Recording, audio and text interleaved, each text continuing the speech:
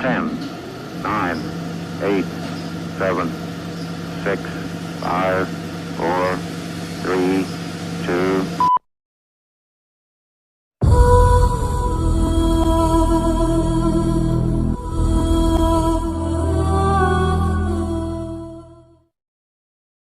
Many in this world today have an understanding that Jesus Christ is coming, yet majority of them have no idea what is going to happen or the signs before it happens, or better yet, how to prepare before this happens. The reason why is because Satan deceived this world. He distracts the mind away from the truth through worldly ambitions and entertainment. Revelation chapter 12 verse 9, and the great dragon was cast out, that old serpent called the devil and Satan, which deceiveth the whole world. He was cast out into the earth, and his angels were cast out with him. One of Satan's biggest deceptions today in through COVID, the leaders of the world are united in this. That is why you are seeing global lockdowns, wearing of masks, officials being told to stand 6 feet apart, and all these so-called health protocols which are not yes to prevent the virus, but rather to teach the world to obey or be excluded from society. Their next step is the vaccination, with most of the people are not informed that this is a global agenda. Under the term Agenda 21, depopulate the world, better control the race who survived this hidden attack. What people fail to realize is that COVID is just a tool to control and brainwash the people. This COVID system is grooming the people to submit to global authority and to prepare them for Sunday laws, which will be their solution to end all the problems with climate change and COVID. This COVID system is designed by Satan to deceive the world into disobeying God's law and to accept man's law. Satan's kingdom on earth is working against the kingdom of God. COVID is the instrument to unite the world under falsehoods. This COVID is to make the world drink of the wine of your Vatican's fornication, doctrines, lies, principles, and as described in Revelation 17. But amidst the deceptions of Satan today, our wonderful God in heaven has laid out the guidelines that people need to follow in order not to be deceived by the lies of Satan and his agents today. The gospel about his kingdom shall be preached to all the world as a witness unto all nations, and the end will come. Matthew 24:14. Where is the gospel found? It is found in the book of Revelation 14 and 18. There are 3 angels and another angel working against this COVID system of Satan today. These angels are drawing us back to the true worship of the Creator and exposing the false worship of man through the office of the institution that has killed so many for not bowing to the Pope, who is hid underneath. First angel's message, Revelation chapter 14 verse 6 to 7. And I saw another angel fly in the midst of heaven, having the everlasting gospel to preach unto them that dwell on the earth, and to every nations and kindred and tongue and people, saying with a loud voice, Fear God and give glory to him, for the hour of his judgment is come, and worship him that made heaven and earth, and the sea and the fountains of waters. Fear God. How to fear God? Ecclesiastes chapter 12 verse 13. To keep his commandments, for this is the whole duty of man. Give glory to him. 1 Corinthians chapter 10 verse 31. Diet and lifestyle must conform to the will of God. Do not pollute the body. Original diet Genesis 1:29 will help you understand the deception, for this diet does not cloud the brain. Daniel 1. Permitted diet Leviticus 11 will give you a general understanding of truth, but this is not the best diet. Many people get sick for eating meat, even the clean meat permitted by God. Abominable diet Leviticus 11 mentions the animals that are deemed unclean and are abominations. This diet will 100% clouded the brain that you cannot see the truth from heaven. Hour of judgment is come. Daniel chapter 7 verse 10, Ecclesiastes chapter 12 verse 14, 2 Corinthians chapter 5 verse 10, Jesus Christ, our high priest, is currently doing the judgment and investigating the record of those who profess to know God. Soon this judgment will close and probation will end. Worship Him. Exodus chapter 20 verse 8 to 11. For in 6 days the Lord made heaven and earth, the sea, and all that in them is, and rested the seventh day. Wherefore the Lord blessed the Sabbath day and hallowed it. Genesis chapter 2 verse 2 and 3. God blessed, sanctified, and made the seventh day holy. Which day is the seventh day? Answer: Saturday or Sabado. The Lord's day is the seventh day Sabbath. Isaiah 58 verse 13 and 14. This is the holy day that we have to set apart to stop secular labor and worship God instead. This is the seal or the sign between Him and His people. Ezekiel chapter 12 verse 12 and 20. The second angel's message. Revelation chapter 14 verse 8. And there followed another angel, saying, Babylon is fallen, the great city, because she made all nations drink of the wine of the wrath of her fornication. What is Babylon? Genesis chapter 11 verse 6 to 9. Revelation chapter 18 verse 2 is a state of confusion and habitation of evil spirits, darkness and apostasy. This institution worships the creation rather than the Creator. She also has wine in which she makes all nations drink. The central doctrine of this institution is Trinity, which is a pagan god that requires worship on its pagan day, the day of the sun, Sunday.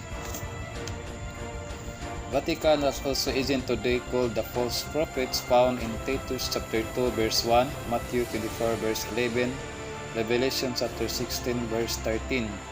These are those fallen churches who have embraced their wine of idolatry, particularly paying homage to the Pope by worshipping on Sunday. The observance of Sunday by the Protestant is homage they pay in spite of themselves to the authority of the Catholic Church. Monsignor Louis Segar plain talk about the Protestantism of today, page 213. Other churches who are not Sunday keepers yet embrace a wine from Babylon is also called daughters of Babylon, and it includes the Seventh-day Adventist Church who has fallen into apostasy by drinking some wine from the cup of Babylon, like ecumenism, worldliness, politics, pagans, celebrations, etc. The third angel's message, Revelation chapter 14 verse 9 to 12. And the third angel followed them, saying with a loud voice, If any man worship the beast and his image, and receive his mark in his forehead or in his hand, the same shall drink of the wine of the wrath of God, and he shall be tormented with fire and brimstone. Here is the patience of the saints. Here are they that keep the commandments of God and the faith of Jesus. Beast, nation, kingdom, Daniel 7:24. This beast is described in Revelation 17, where a woman sitting on the beast, a woman in prophecy, is church. This nation has a church that govern here. There is only one nation on earth that is governed by a woman. This nation is Rome, which has a church whose head is also the head of the state. The Roman Catholic Church is the woman that sits on the beast. This church has a mark. Sunday is our mark of authority. The church is above the Bible, and this transference of Sabbath observance is proof of the fact. Catholic Record of London, Ontario, September 1, 1923. How does someone receive the mark of the beast in their forehead? What is in our forehead? Our brain. This is the will. Make the free will choice to worship God on His seventh-day Sabbath, Saturday, Exodus chapter 20 verse 8 to 11, or on the day of the sun, hence Sunday worship. How do we receive the mark of the beast in our hand? The hand in the Bible prophecy is a sign of forcing us against our will to be able to work, Ecclesiastes chapter 9 verse 10. Which if we are not allowed to work, we can buy or sell, Revelation chapter 13 verse 17. What will happen to those who will receive the mark by willfully accepting Sunday laws or by force? They will receive the wrath of God poured out without mixture. Revelation 16. This Sunday worship system is going to be enforced by law according to prophecy, and COVID is the instrument being used to make it happen. As the deceptions get worse, lockdowns become harder, the people will cry for the Sunday law solution so they can pay from normal life again. But it's a trap for further this world into their rebellion against God's law. What they say as a respiratory virus actually like a computer virus which will make the users restart his computer system in order to fix it. So they inject COVID into the system to change it and bring in Sunday laws as the cure to the virus and climate change. Soon the world government will turn into socialism, which can already see taking place. Modernization is the roadmap for their system of better control. It will help them to enforce Sunday laws by preventing all from buying and selling unless they obey this antichrist system. Revelation chapter 13 and 14 and 20 verse 4. What they're doing today is actually leading towards an enforcement of the mark protocol if you don't comply passes or QR codes.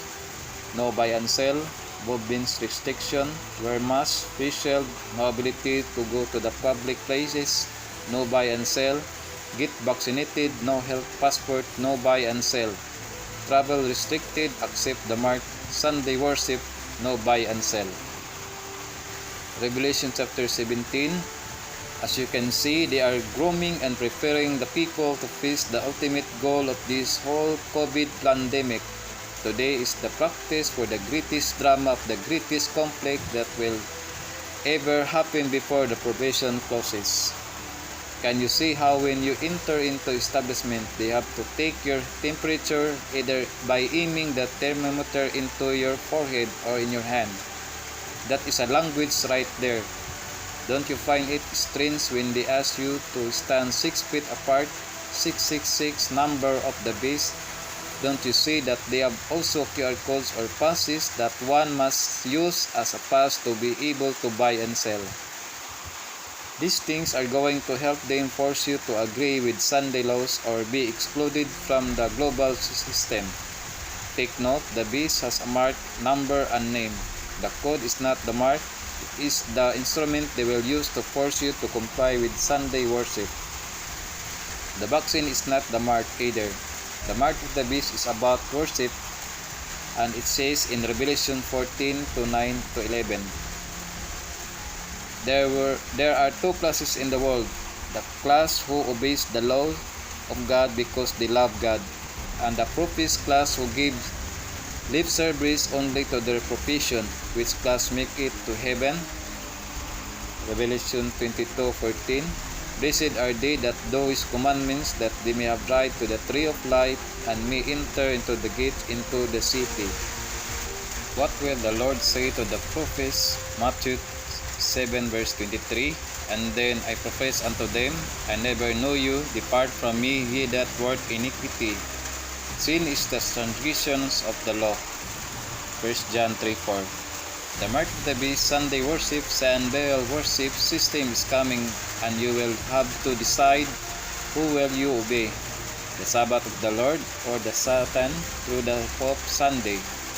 John 14:29. Now I have told you before it come to pass, that when it come to pass ye might believe. Prepare yourself for eternity. Read the Bible, believe the Word of God, and obey the Word.